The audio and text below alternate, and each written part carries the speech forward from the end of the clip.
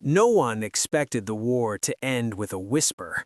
For 37 years, humanity and the Vrexian Sovereignty had been locked in a blood-soaked stalemate that carved through 6 star systems and left 3 billion dead. Diplomats spoke in coded half-truths, while soldiers bled in vacuum.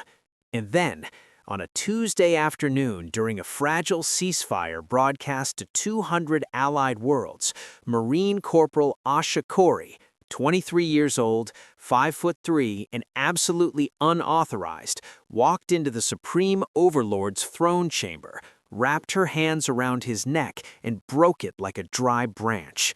The cameras were still rolling. The galaxy watched her drop his body, dust off her gloves, and mutter one word into the silence. Oops. The ceasefire no one believed in. The mess hall on the UNS Perseverance smelled like reheated protein paste and burnt coffee. Asha sat alone at the corner table, picking at her tray with a fork that had seen better decades. Around her, the other Marines laughed too loud, slapped each other's shoulders, and pretended the ceasefire meant something. She knew better. She'd spent the last 4 years watching ceasefires collapse into ambushes. Lieutenant Garcia leaned against the doorframe, arms crossed, watching her with the kind of tired patience officers reserved for problem soldiers. "Khoury," he called, "you planning to eat that or just rearrange it?" She stabbed a cube of synthetic chicken, still deciding. He walked over, boots echoing on the metal floor, and slid into the seat across from her. "You're doing it again." "Doing what?" "Overthinking." He nodded toward the rest of the crew. "Look at them. They're happy. Let yourself have that." Asha set down her fork. "They're happy because they don't know this ceasefire's a joke. The Vrexians are stalling. They always stall." Garcia sighed. He was young for a lieutenant, 32, with a scar that split his left eyebrow and a habit of rubbing it when he was stressed. He rubbed it now. "Even if you're right, it's not your call. Command says stand down, we stand down. And if they hit us while we're standing, then we respond. But until then, you follow orders." He leaned forward, lowering his voice. "I know you lost people, Khoury. I know Epsilon Station still—" "Don't." She stood, tray clattering. "Don't bring up Epsilon." She left before he could say anything else. The corridor outside was dimmer, cooler, lined with conduit pipes and flickering overhead lights. She walked fast, hands shoved in her pockets, jaw tight. Epsilon Station was her first deployment. She'd been 19, green as grass, and she'd watched the Vrexians torch the entire platform after promising safe passage. 2,000 civilians gone in under an hour. The screams still lived in her sleep. Her quarters were a 6x8 cube with a bunk, a locker, and a photo taped to the wall. Her younger brother, grinning in his high school cap. He never made it off Earth. Cancer, 2 years before the war reached Seoul. She touched the edge of the photo, then turned away. Her tablet buzzed. She picked it up, expecting a duty roster update, but the message was flagged priority. It was a live feed from the ceasefire summit, broadcasting from the Vrexian capital ship Eternal Claw. She tapped it open. The screen showed a grand chamber, all polished obsidian and crimson banners. At the center sat Supreme Overlord Caraxus, his segmented carapace gleaming under ceremonial lights. He was massive, twice the size of a human, with 4 arms and mandibles that clicked when he spoke. Around him were his honor guard, each one armored in black alloy and carrying plasma lances. A human delegate, Ambassador Chen, gray-haired and steady-voiced, stood at a podium opposite him, reading from a prepared statement. "On behalf of the United Nations Coalition, we accept the terms of this ceasefire as a first step toward—" Caraxus interrupted, his voice booming through the translator. "A first step toward what, Ambassador? Peace? Your kind does not understand peace. You understand only surrender." Chen's jaw tightened, but he kept his tone measured. "We understand the cost of war, Overlord. We propose—" "You propose nothing." Caraxes leaned forward, mandibles spreading in what might have been a grin. "You beg, and we grant you time to beg more convincingly." The feed cut to a wide shot of the chamber. Every camera in the galaxy was watching. This was the moment humanity was supposed to stay calm, stay diplomatic, stay small. Asha turned off the tablet and threw it on her bunk. She sat there for a long time, staring at the wall, fists clenched. The ceasefire was theater. Caraxes wasn't negotiating, he was gloating, and Command wanted her to sit here and do nothing. She stood, grabbed her jacket, and walked to the armory. The armory tech, a wiry kid named Patel, looked up from his screen. "Khoury? You're off rotation." "Need to check my gear." He frowned. "Why?" Because I do. She walked past him to her locker, keyed in her code, and pulled out her sidearm, a compact railgun, standard issue, battered but reliable. She checked the charge, holstered it, and grabbed 2 spare mags. Patel stepped closer. "Asha, what are you doing?" "Nothing." She zipped up her jacket. "Just want to be ready." "Ready for what? We're in ceasefire." She looked at him, really looked at him. He was 20, maybe 21, with hopeful eyes and smooth hands that hadn't held a rifle long enough to callous. "You believe that?" He hesitated. "I want to." "Then keep believing." She clapped his shoulder and walked out. The hangar was quieter. Most of the crew was off duty, scattered between the mess and rec rooms. A single shuttle sat in the launch bay, fueled and ready for supply runs. Asha walked to the pilot's station, checked the manifest, and climbed aboard. The console lit up. She ran pre-flight without thinking, muscle memory guiding her hands. The shuttle wasn't armed, just a transport, but it was fast and small enough to slip past most scanners if she kept the power low. She hesitated, fingers hovering over the ignition. This was desertion. This was treason. This was throwing away everything she'd fought for. But Epsilon Station flashed in her mind. The burning corridors, the children's screams, the way the Vrexians had laughed over the comms while they did it. She hit ignition. The shuttle hummed to life. The bay doors were already open for scheduled runs. No one questioned a single craft launching during ceasefire. She eased the throttle forward and slipped into the black. Behind her, an alarm started to wail, but by then, she was already gone. The Vrexian capital ship loomed in the viewport, 10 kilometers of serrated metal, bristling with weapon ports and shield emitters. The Eternal Claw was a monument to violence, designed to terrify before it ever fired a shot. Asha kept her shuttle's signature low, coasting on inertia, drifting like debris. She counted the patrol drones, 6 on this side, sweeping in lazy arcs. They weren't expecting trouble. Why would they? The ceasefire was live. Humanity was cooperating. She waited until the nearest drone passed, then punched the thrusters and dove toward a maintenance airlock near the ship's midsection. The shuttle rattled. Proximity alarms screamed. She ignored them, angling hard, and slammed the docking clamps into place. The airlock cycled. She grabbed her sidearm, kicked open the hatch, and stepped into enemy territory. The corridor was empty. Red emergency lights pulsed along the walls. Somewhere deeper in the ship, she could hear the hum of reactors and the distant clatter of marching boots. She checked her wrist display. The throne chamber was 3 decks up, central spire. She ran. Every corner she turned, she expected guards. Every door she passed, she expected an ambush, but the ship was huge, and most of the crew was either watching the summit or off duty. She moved fast, heart pounding, and didn't let herself think about what came next. She reached a service lift, hit the controls, and rode it up in silence. When the doors opened, she was 1 corridor away from the throne chamber. 2 guards stood at the entrance, massive Vrexian warriors in full combat armor, plasma lances humming. They saw her and raised their weapons. She shot the first one in the throat. The railgun barely made a sound, just a sharp crack and a spray of dark blood. The second guard lunged, mandibles wide, and she dropped low, rolled under his swing, and put 2 rounds through his chest plate. They fell. She stepped over them, pushed open the throne chamber doors, and walked inside. The room went silent. every eye turned toward her. Diplomats, guards, camera drones. At the center of it all, Supreme Overlord Caraxus rose from his throne, all 4 arms spreading in shock. What is the meaning of this? Asha walked forward. Her boots echoed on the polished floor. She didn't raise her weapon. She didn't shout. She just kept walking. "Stop," Caraxus commanded. "You are in violation of—" She closed the distance in 3 strides, grabbed the edge of his carapace with both hands, and twisted. The crack was deafening. Caraxus collapsed, limbs twitching, mandibles slack.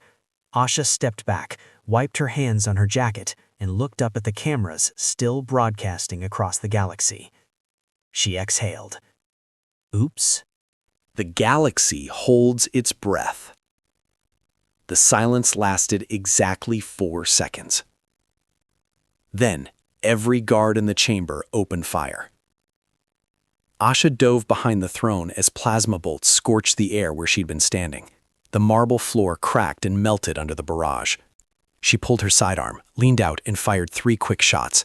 1 guard down, another stumbling. The rest advanced, roaring in guttural Vrexian. She didn't have enough rounds for this. She didn't have a plan past the neck snap. She'd walked in here expecting to die. And then, from somewhere above, a voice crackled over the ship's intercom. "Ceasefire. All units, ceasefire immediately." The guards hesitated. Their weapons stayed raised, but the shooting stopped. Asha stayed low, breathing hard, blood pounding in her ears. A side door opened. A Vrexian officer stepped through, older, with dulled carapace and a ceremonial sash. He looked at Caraxus's body, then at Asha, then at the camera still broadcasting everything. His mandibles clicked in what might have been disbelief. "Human," he said slowly, "do you comprehend what you have done?" Asha stood, hand still on her sidearm. "Yeah, I killed a tyrant." "You have killed the Supreme Overlord during a sanctioned ceasefire. You have violated every accord, every treaty, every—" "He violated Epsilon Station." Her voice came out flat, cold. "He violated every promise he ever made. So yeah, I killed him, and I'd do it again." The officer stared at her. Around them the chamber remained frozen. Guards with weapons raised. Diplomats with mouths open. Camera drones hovering like silent witnesses. The feed was still live. 200 worlds were watching this moment unfold. Finally, the officer lowered his head. "You are either the bravest or the most foolish being I have ever encountered. Probably both." He gestured to the guards. "Take her into custody. Do not harm her. Not yet." 2 guards moved forward, disarmed her, and clammed heavy shackles around her wrists. She didn't resist. What was the point? She'd done what she came to do. The rest was just noise. They dragged her out of the throne chamber, down a long corridor lined with observation windows that looked out into deep space. She could see the human fleet in the distance, dozens of ships holding position, waiting for orders that would never come. She wondered if Garcia was watching the feed. She wondered if he'd figured out she wasn't coming back. They threw her into a holding cell, a small room with a single bench and a force field door. The guards left without a word. Asha sat down, leaned her head against the wall, and closed her eyes. She'd expected rage.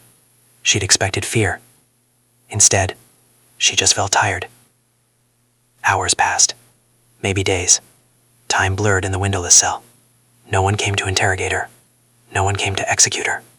I heard footsteps sometimes, distant voices, the hum of the ship's engines, but mostly, it was quiet. Then the force field flickered and dropped. Asha looked up. Standing in the doorway was the same officer from before, still wearing a ceremonial sash. He held a datapad in one hand, and something else in the other, a small cloth bundle. "You should eat," he said, stepping inside and setting the bundle on the bench beside her. She unwrapped it. Ration bars. Human ration bars. "Where did you get these?" "Your shuttle. We recovered it." He sat on the opposite bench, mandibles twitching. "Your people are demanding your release. They say you acted without authorization, that you are what is the word? Rogue. They're not wrong. The Council of Claws believes you to be an assassin sent by your government. A test of our resolve. Also wrong. She bit into a ration bar. It tasted like cardboard, but her stomach didn't bear. I came here on my own. No one sent me. He tilted his head, studying her. Why? Because I was tired of watching him gloat. Because the ceasefire was fake. Because... She paused, chewing slowly. Because I lost people at Epsilon, and he laughed about it. The officer was quiet for a long moment. Then he said, I was there, at Epsilon. Asha froze. What? I commanded one of the assault frigates. I followed orders. His voice was low, almost regretful. I watched the station burn. I heard the screams, and I did nothing to stop it. She set down the ration bar. Then why are you here? Because Caraxus is dead, and the Council of Claws is fracturing. Some demand your execution. Others, he hesitated. Others, see an opportunity. For what? To end this war. He leaned forward. Caraxus ruled through fear. He was a warlord, not a leader. Many of us followed him because we had no choice. But now, he gestured toward the corridor. Now, the choice is ours. Asha stared at him. You're saying you want peace? I am saying some of us never wanted war. He stood, pacing. But we cannot simply surrender. Our honor, our culture, it does not permit weakness. If we yield to humanity, we lose everything. But if a human warrior defeats our greatest leader in single combat, he looked at her. That is not weakness, that is strength. She understood. You want to spin this. I want to survive, and so do you. He handed her the datapad. This is a proposal, a formal challenge, retroactively recognized. You entered the throne chamber as a lone combatant. You defeated Caraxus in ritual combat. By Vrexian law, that makes you, don't say it, Supreme Overlord. Asha laughed. It came out sharp and bitter. You're insane. I'm a corporal. I can't run an empire. You do not need to. You need only to accept the title long enough for us to transition power to a ruling council, a coalition, one that includes human representation. He knelt in front of her, mandibles clicking urgently. This is the only way to end the war without more bloodshed. If you refuse, the hardliners will execute you and restart the fighting. Millions will die. But if you accept, we can broker a real peace, one that lasts. She looked down at the datapad. The proposal was written in both Vrexian glyphs and translated English. It was dense, formal, full of legal language she didn't fully understand. But the core was clear. Accept the title, endorse the coalition, step down after the transition. And if I say no, then you die and the war continues. He stood. I cannot force you, but I ask you to consider the lives at stake, not just human lives, all lives. Asha rubbed her face with both hands. This was insane. This was impossible. She'd come here to kill a monster, not to become a political pawn. But Epsilon Station flashed in her mind again, the burning corridors, the children's screams, and she thought about the Marines on the Perseverance, laughing in the mess hall, believing the ceasefire might hold. She picked up the datapad. How long do I have to decide? The council convenes in 6 hours. If you do not appear, they will assume refusal. She nodded slowly. Okay, I'll think about it. The officer bowed, a shallow, respectful gesture, and left. The force field snapped back into place. Asha sat alone, staring at the datapad, and tried to figure out if she'd just saved the galaxy or damned it. Meanwhile, across the human fleet, chaos was spreading. On the bridge of the UNS Perseverance, Admiral Okonkwo stood with his arms crossed, watching the same feed everyone else had seen. Asha Khoury walking into the throne chamber, Asha Khoury snapping Caraxus's neck, Asha Khoury whispering, "Oops," into 200 billion watching eyes. "Sir," his communications officer said carefully, The Vrexians are requesting a formal summit. They want to discuss terms. Okonkwo didn't look away from the screen. Terms of her execution? No, sir. Terms of transition. They're claiming she invoked some kind of ritual combat law. Ritual combat? Okonkwo laughed, sharp and bitter. She's a Marine, not a gladiator. They're saying it doesn't matter. She won. By their law, that makes her... I know what it makes her. He turned to face the officer. And it's the most ridiculous thing I've ever heard. We're not going to legitimize this. Sir, if we don't, they'll execute her, and the hardliners will use it as an excuse to resume hostilities. Okonkwo was quiet. He thought about the last 37 years, the battles, the losses, the endless grinding war that had cost humanity everything. He thought about the families waiting for news, the colonies rebuilt 3 times over, the children who'd never known peace. He thought about one stubborn Marine who'd just rewritten the rules. Contact the Vrexians, he said finally. Tell them we'll send a delegation, and get me Khoury's service record. I want to know exactly who we're dealing with. The officer nodded and hurried off. Okonkwo turned back to the viewport, staring at the eternal claw in the distance. Khoury, he muttered. What the hell have you done? The Accidental Overlord. The council chamber was even bigger than the throne room, a circular hall with tiered seating that spiraled upward like an amphitheater. Hundreds of Vrexian leaders filled the benches, their carapaces glinting under harsh lights. At the center stood a raised platform, empty except for a single chair carved from black stone. Asha stood at the base of the platform, still in shackles, flanked by 2 guards. She'd been given clean clothes, a simple gray tunic and pants, but no weapons, no armor, no reassurance. The officer who'd visited her cell stood nearby, his expression unreadable. A gong sounded. The chamber fell silent. From the highest tier, an elderly Vrexian descended. Her carapace was pale, almost white, and she moved with slow, deliberate grace. She wore robes embroidered with silver thread and carried a staff topped with a glowing crystal. When she reached the platform, she turned to face Asha. "I am Matriarch Velrin," she said, her voice amplified by unseen speakers. "I speak for the Council of Claws. You stand accused of murder, violation of ceasefire, and desecration of sacred ground." She paused. "How do you answer?" Asha met her gaze. "I killed Caraxus. I don't deny that, but I didn't murder him. I challenged him, and I won." A murmur rippled through the chamber. Velrin's mandibles clicked. "You claim the right of Korra Thoth, the ancient right of single combat?" "If that's what you want to call it, sure." Asha's voice was steady. "I walked in, I fought, I killed him. By your own laws, that makes me the winner." "Korra Thoth requires formal declaration," Velrin countered. "You made no such declaration. You ambushed our leader during a diplomatic summit."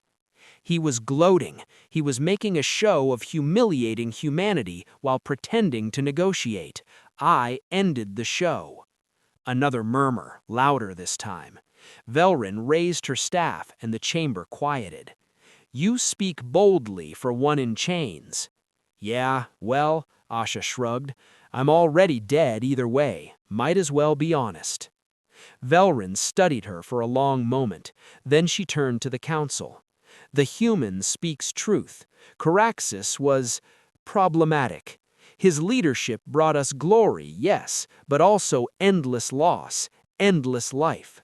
She looked back at Asha. "If we accept your claim of Korra Thoth, you become Supreme Overlord by law. Do you understand what that means?" "I've been told."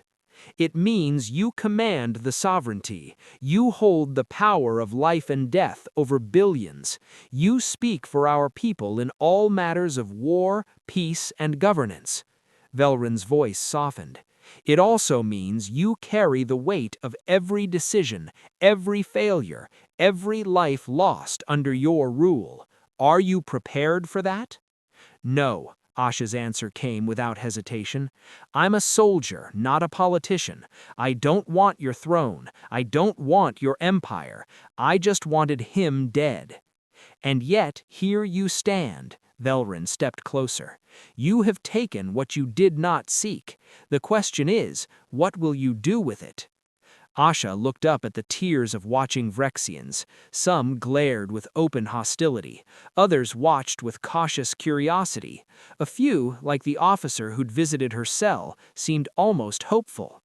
She thought about Epsilon Station. She thought about the Marines on the Perseverance. She thought about her brother's photo taped to her bunk.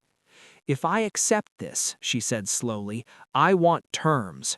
I want a real ceasefire. I want reparations for Epsilon and the other stations you hit under false flags. I want human representation in your council, and I want a timeline for transition. I'm not keeping this job." Velryn's mandibles twitched in what might have been approval. Bold demands for one in chains. "Yeah, well, you asked what I'd do with it. That's what I'd do." Velryn turned to the council. "Does any member object to these terms?" A younger Vrexian in the lower tiers stood, his carapace dark and scarred. "I object. This is madness. We do not bow to humans. We do not negotiate with assassins." "She invoked Korathoth," Velryn replied calmly. "If you dispute her claim, you may challenge her yourself." The young Vrexian hesitated. Asha could see the calculation in his eyes. Could he beat her? Would it be worth the risk? Finally, he sat back down. No one else stood. Velryn raised her staff. "Then, by the authority of the Council of Claws, I recognize Corporal Asha Khoury as victor of Korathoth. She is hereby named Supreme Overlord of the Vrexian Sovereignty, with all rights and responsibilities therein." She paused. "Remove her shackles." The guard stepped forward, unlocked the shackles, and stepped back. Asha rubbed her wrists, staring at the empty chair on the platform. "Well," Velryn gestured, "sit." Asha climbed the platform, sat in the black stone chair, and immediately regretted every choice she'd ever made. The chamber erupted in a mix of cheers, hisses, and stunned silence. Velryn struck her staff on the ground 3 times. "The council recognizes the new overlord. Let the transition begin." The next 6 hours were a blur of bureaucracy, introductions, and barely contained panic. Asha met the heads of the military fleets, grizzled commanders who looked at her with a mix of respect and suspicion. She met the economic advisors, the cultural ministers, the religious leaders. Each one bowed, offered formal greetings, and waited for her to say something profound. She mostly just nodded and said, "Thanks." By the time she was escorted to what used to be Caraxus's private quarters, a sprawling suite with floor-to-ceiling windows overlooking the stars, she was exhausted. The officer who'd visited her cell was waiting inside. "Congratulations," he said dryly. "You are now the most powerful being in the Sovereignty." "I feel like the least powerful," she muttered. "That is because you are intelligent." He sat across from her. "Most who seek power believe they are invincible. You know better." "I just wanted him dead," she muttered. "I didn't sign up for this." "No, but you did it anyway." He leaned forward. "My name is Tharin. I served under Caraxus for 20 years. I watched him become a monster, and I did nothing." He paused. "You did something. That makes you better than me." Asha looked at him. "What happens now?" "Now you address the fleet, both fleets, yours and ours. You announce the ceasefire, you outline the terms, and you convince 2 civilizations that war is over. No pressure." "None at all." Tharin stood. "The broadcast is scheduled for dawn. You should rest." He left. Asha sat alone in the massive suite, staring out at the stars. Somewhere out there, the human fleet was waiting. Garcia was probably pacing the bridge, furious and confused. Her brother's photo was still taped on her bunk. She pulled out the datapad Tharin had given her and started drafting her speech. She deleted the first 3 versions. The 4th felt almost right. She leaned back, closed her eyes, and tried to remember what peace felt like. When dawn came, or what passed for dawn on a starship, the broadcast went live. Asha stood in the throne chamber again, but this time the cameras were focused on her. She wore the gray tunic still, no armor, no crown, no pretense. Beside her stood Velrin and Tharin. On the human side of the screen, Admiral Okonkwo and Ambassador Chen appeared via HoloLink. Asha cleared her throat. "I'm Corporal Asha Khoury, 23, human, and apparently, for the next few weeks, Supreme Overlord of the Vrexian Sovereignty." She paused. "I know this sounds insane. It is insane, but hear me out." She glanced at her notes, then set them aside. 37 years ago, this war started because we didn't understand each other. We thought the worst of each other. And yeah, both sides did terrible things. Epsilon Station, the siege of Raxus Prime, the colony massacres, all of it. Terrible. She looked directly at the camera. But I didn't kill Caraxus to start a new war. I killed him to end this one, and the Vrexian Council has agreed. Effective immediately, all hostilities cease. All occupied territories will be negotiated through joint human-Vrexian tribunals. Reparations will be paid, prisoners will be exchanged, and we will build a coalition government to ensure this never happens again. Admiral Okonkwo's aloe image flickered. "Corporal Khoury, with all due respect, you do not have the authority to negotiate on behalf of humanity." "You're right, I don't, but I do have the authority to negotiate on behalf of the sovereignty, and I'm telling you, they want peace. They're tired, just like we are." She leaned forward. "So here's my offer. Send your diplomats, send your lawyers, send whoever you want, but send them ready to end this, because I'm not keeping this job, and I'm not letting the next guy restart the fighting." Velrin stepped forward. "The Council of Claws endorses this proposal. We await humanity's response." The broadcast ended. Asha exhaled, hands shaking. Tharin touched her shoulder. "Well done. Did I just commit treason? Probably, but you also just ended a war." He smiled, or at least his mandibles twitched in a way that seemed friendly. The hardest part of war. 3 weeks later, the Perseverance docked with the Eternal Claw for the first formal summit. Asha stood in the hangar bay, watching the human delegation disembark. Admiral Okonkwo came first, flanked by Marines in dress uniform. Behind him, Ambassador Chen and a team of negotiators carried datapads and briefcases, and at the back, looking uncomfortable in his clean blues, was Lieutenant Garcia. He saw her and froze. Asha walked over, hands in her pockets. "Hey. Hey." Garcia stared at her like she was a ghost. "You look different." She glanced down at herself. She'd traded the gray tunic for something closer to formal Vrexian attire, a long coat with silver trim, still practical, but undeniably official. "Yeah, turns out being Overlord comes with a dress code." "I can't believe you're still alive." "Me neither." She smiled faintly. "How's the crew?" "Confused, angry, relieved." He shook his head. "Patel thinks you're a hero. Half the command staff thinks you're a traitor. I'm still trying to figure out which one's right." "Both, probably." Garcia laughed, short and surprised. Then his expression turned serious. "Asha, what you did. I know, I broke every rule. I deserted, I started a political incident. But I ended a war, Garcia. That has to count for something." He was quiet for a moment. Then he nodded. "Yeah, it does." Admiral Okonkwo approached, his gaze sharp. "Corporal Khoury, or should I say, Supreme Overlord." "Corporal's fine, sir. This whole Overlord thing is temporary." "So I've heard." He gestured to the hangar. "Shall we?" The summit took place in a neutral chamber. smaller than the throne room, with a long table and chairs for both delegations.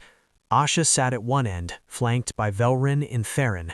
Okonkwo and Shen sat at the other, with Garcia and the human negotiators behind them.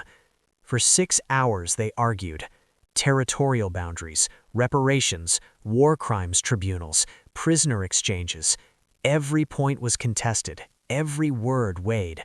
Asha mostly listened, letting Velrin and Theron handle the details, but when the conversations stalled on Epsilon Station, she spoke up. Epsilon gets full reparations, non-negotiable. One of the Vrexian generals, a scarred veteran named Corvus, clicked his mandibles in irritation. Epsilon was a military target.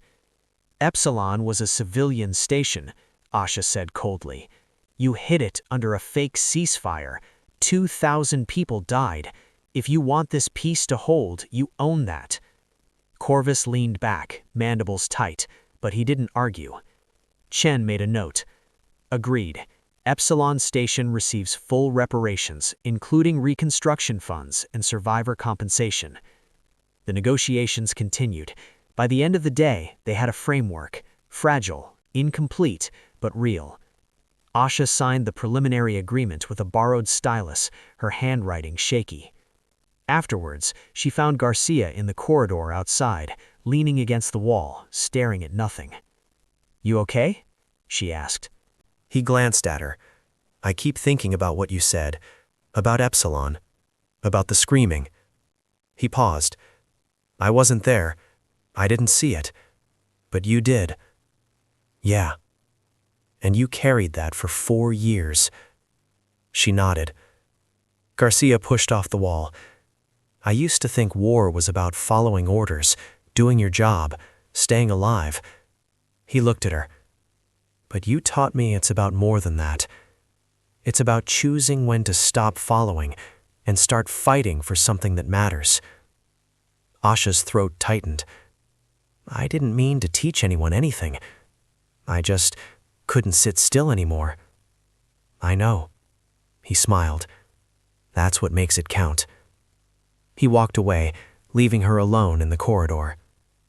2 months later, the transition was complete. The Coalition Council was formed, a joint human Vrexian governing body with equal representation. Velrin was elected chair, Theron became head of military oversight, and Asha, as promised, stepped down. The ceremony was small. She stood in the throne chamber one last time, handed the ceremonial staff to Velrin, and walked out. No speeches, no fanfare, just a quiet exit. A shuttle waited in the hangar, human make, painted in UNS colors. Garcia stood beside it, grinning. "Your ride, ma'am?" "Don't call me that." "Sorry, your ride, Asha." She climbed aboard. The shuttle lifted off, carried him across the void, and docked with the Perseverance. When she stepped into the corridor, the crew was waiting. Patel, the mess staff, even some of the officers. They didn't salute. They just nodded. She nodded back. Her quarters were exactly as she'd left them, the photo of her brother still taped to the wall. She sat on her bunk, stared at his grinning face, and let herself cry for the first time in years. Later, she walked to the mess hall. The usual crowd was there, laughing, eating, playing cards. She grabbed a tray, loaded it with reheated protein paste, and sat at her corner table. Garcia slid into the seat across from her. "You planning to eat that or just rearrange it?" She stabbed a cube of synthetic chicken. "Still deciding." He grinned. "Good to have you back, Khoury." "Good to be back." She ate slowly, listening to the noise around her, and for the first time in a long time, she felt like she was home. Years later, historians would call it the Khoury incident. Poets would call it the whisper that ended worlds. But Asha just called it Tuesday. She never became famous. She refused interviews, declined medals, and went back to being a corporal. She served another 3 years, then retired to a quiet colony on the edge of human space. She opened a small cafe, served terrible coffee, and kept a photo of her brother behind the counter. Sometimes, Vrexian tourists would stop by. They'd recognize her, bow deeply, and call her Overlord. She'd wave them off, pour them a cup and tell them to sit down. Because the war was over, and that was all that mattered.